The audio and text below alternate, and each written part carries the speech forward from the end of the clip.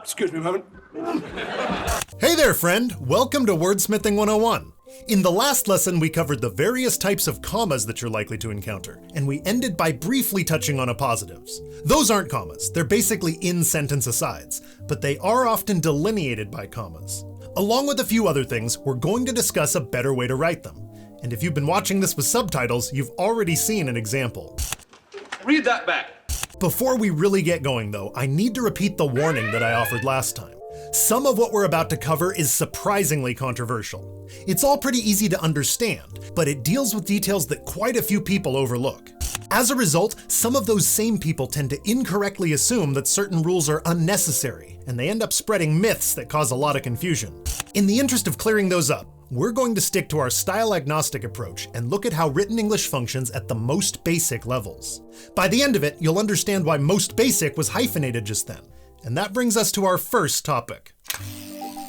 Hyphens are deceptively simple, and if we're using that term correctly, it means that their simplicity is itself deceptive.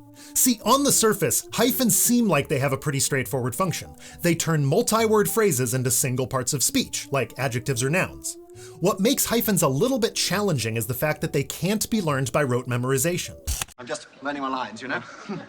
Whether or not a term is hyphenated depends on how and where it's being used. For example, real life shouldn't be hyphenated when it's meant as a noun, life, preceded by an adjective, real. If we want that same term to describe something else though, then it needs to be a hyphenated adjective. That's a real life example that you'll probably see in real life. But where is the ambiguity? It's over there in a box. We can make more than just adjectives with hyphens though, and some hyphenated terms can be either adjectives or nouns. In the United States, it's illegal for 12-year-olds to drink 12-year-old scotch. 12-year-olds needs to be hyphenated because it's functioning as a plural noun, and 12-year-old needs to be hyphenated because it's functioning as an adjective. If we drop the first hyphen in 12-year-olds, we're suddenly talking about a dozen infants, and if we drop the second hyphen, we're impolitely describing an unknown number of elderly people in their 12th year of something. With no hyphens at all, 12-year-olds is completely nonsensical. Seriously, try to come up with a structurally correct meaning for it. Our only option is to move the S, leaving us with a number, a plural noun, and an adjective. That's our awkward transition into a caveat. Most writers could stand to use a lot more hyphens, but those same writers need to be wary of misusing them. See, 12 years old shouldn't be hyphenated. You wouldn't include hyphens in I'm 8 cents richer or we're 2 points down, so you shouldn't include hyphens in Dave acts like he's 12 years old. The confusion arises because 12-year-olds should be hyphenated, and the deceptive simplicity tricks people into thinking that 12 years old should be too. Remember though, hyphens create contained parts of speech. So a 6-point lead is a lead by 6 points, a 2/3 majority is a majority of 2/3, and a 12-year-old is 12 years old. Barring any time travel shenanigans, of course. Time travel should also be hyphenated, and the reason for that offers some insight into why hyphens are so important. I used time travel as an adjective to describe shenanigans, and the hyphen made that clear. Without the hyphen, the phrase time travel shenanigans could mean any of a few different things. Now, you've probably seen people argue that meaning can be gleaned from context, and that's true, but what those people almost always miss is that hyphens help create that context. Saying I don't need to include hyphens because the meaning is clear from the context is like saying I don't need to cook because I have the ingredients. Ground beef, tomatoes, and cheese can go into a taco, but they can just as easily go into a cheeseburger. It's the preparation and the arrangement that make the meal. Here! That tomato's just ejected itself! Clunky metaphors aside, the best way to showcase how hyphens create context is to look at words with multiple functions. Time can be a noun or a verb, and the same thing is true for travel. Time travel can be a noun, a verb, or an adjective. We need to time travel through Edinburgh uses time travel as a verb, and its position in the sentence tells us that. Said position is also context, but look at what happens if we remove the hyphen. The sentence, we need to time travel through Edinburgh suddenly means we need to track how long it takes to get through Scotland's capital. A single hyphen is the difference between a science fiction adventure and an afternoon spent staring at a stopwatch. No further questions? Something very similar happens if we omit the hyphen from a term like antique dealer. With the hyphen, it means dealer of antiques, but without the hyphen, it means dealer who is over 100 years old. That's because antique, just like silver, gold, or even English, can be either an adjective or a noun. When a word like that comes before another noun, it works as a descriptor. So if we want to convey worker of silver instead of worker who is silver, we need a hyphenated noun like silver worker.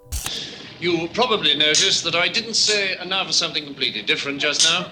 The final example that we'll look at has to do with that hyphen in most basic. It's a little bit tricky, but only because it seems like it brushes up against another rule. See, adverbs that modify adjectives shouldn't be hyphenated. In a phrase like a quickly talking silversmith, quickly can only modify talking. You can see that if we drop the word talking. A quickly silversmith doesn't make any sense, so we know that quickly describes talking and that a hyphen would actually undermine that. On the other hand, a fast-talking silversmith should be hyphenated. Fast can modify either talking or silversmith, and since we want to make fast-talking a standalone adjective, we need to hyphenate it.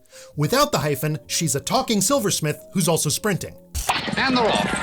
Then Queen Victoria is the first to go with Queen jump ball, followed by Queen Victoria. Terms that use words like more, most, less, or least work the same way. Let's find more valuable treasure means let's find an additional amount of valuable treasure. Let's find more valuable treasure means let's find treasure of greater value. The first one refers to quantity, whereas the second one refers to quality. That brings us back to most basic. Without a hyphen, the most basic levels means the greatest number of basic levels. With a hyphen, the most basic levels means the levels that are most basic. That's easy! You get the idea. The overall takeaway here is that it's really important to consider how every element can affect the context and the meaning of a given sentence. Even details that get dismissed as being uncommon or unnecessary have enormous impacts.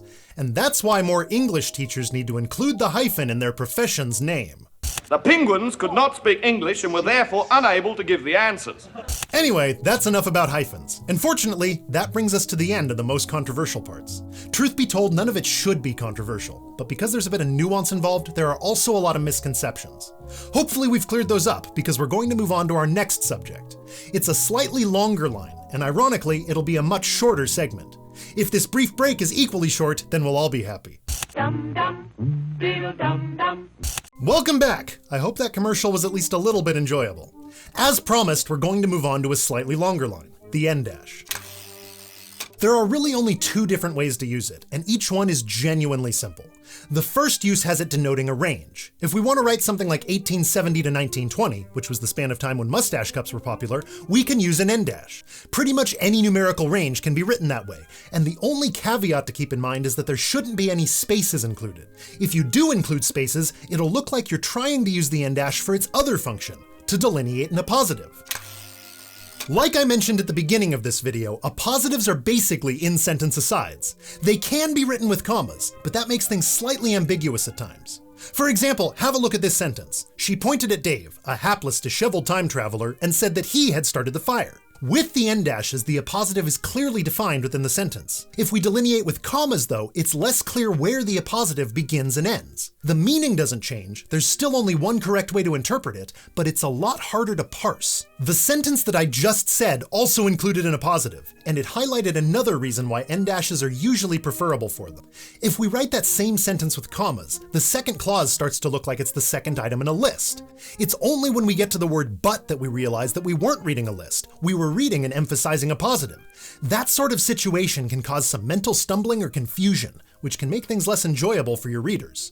My brain hurts!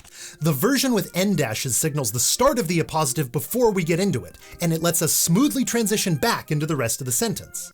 Hello! There's one other reason why en dashes are often better to use for appositives. In most cases, commas should never follow coordinating conjunctions, words like and or but. There are a few exceptions, but even those mainly have to do with vocative commas. We won't get into that right now, but I brought it up because appositives can and often do appear after coordinating conjunctions, so delineating them with commas technically breaks another rule. Put another way, en dashes are better than commas for appositives, and, especially in cases like this, it's easy to see why. Now, some people delineate appositives with either doubled up hyphens or em dashes. Either one is actually fine, provided that you stay consistent. Although using em dashes for appositives does make it harder to employ their other function, presentation. I used that function just now. And since we're suddenly talking about em dashes, I should probably put up another title card.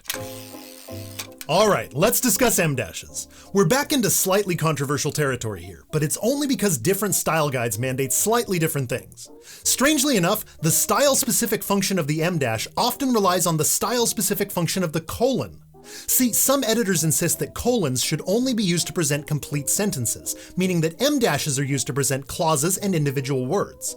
Other editors say that it's fine for colons to present almost anything, in which case M-dashes aren't really necessary for that purpose. In general though, if you're not following a specific style guide, then the mechanically consistent approach that allows for the most versatility has colons being used to present complete sentences, M-dashes being used to present clauses and words, and N-dashes being used for appositives and ranges. As for why colons can't present absolutely anything, well, that's the fault of the mark that seems to prompt so many nightmares. That's a lesson for another time though. To conclude this lesson, let's put everything together in one paragraph.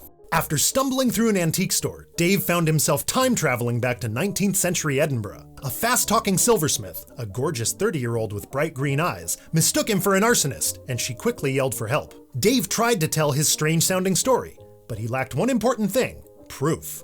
If you'd like to continue that tale, especially if you use what we talked about today, I'll look forward to reading it in the comments.